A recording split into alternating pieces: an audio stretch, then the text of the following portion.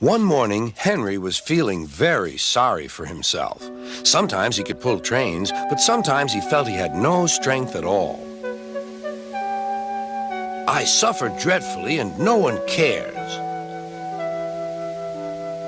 Rubbish, Henry, snorted James. You don't work hard enough.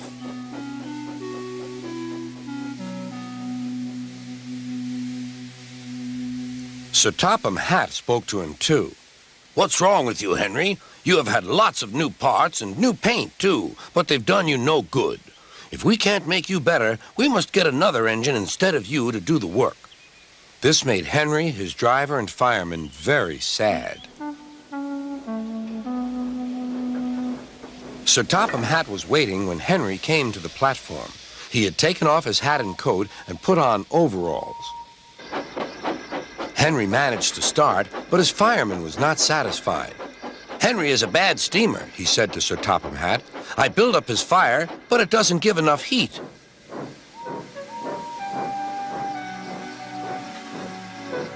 Henry tried very hard, but it was no good. He didn't have enough steam and came to a stop outside Edward's station. Oh dear, thought Henry. I shall have to go away. Oh dear, oh dear. All he could do was to go slowly onto a siding, and Edward took charge of the train. Sir Topham Hatt and the fireman went on discussing Henry's troubles. What do you think is wrong, fireman? Asked Sir Topham Hatt. Excuse me, sir, he answered, but the fact is the coal is wrong. We've had a poor lot lately, and today it's worse. The other engines can manage. They have big fireboxes. Henry's is small and can't make the heat. With Welsh coal, he'd be a different engine. It's expensive, said Sir Topham Hatt, but Henry must have a fair chance. James shall go and fetch some.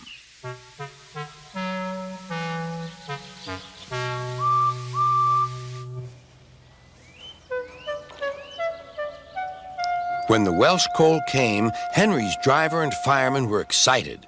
Now we'll show them, Henry, old fellow. They carefully made his fire, putting large lumps of coal like a wall round the outside.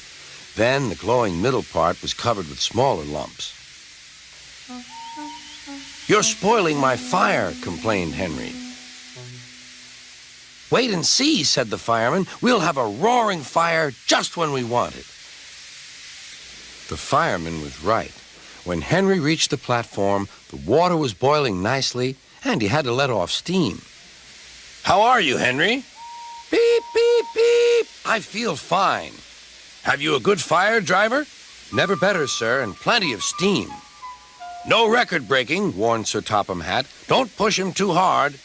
Henry won't need pushing, sir. I'll have to hold him back.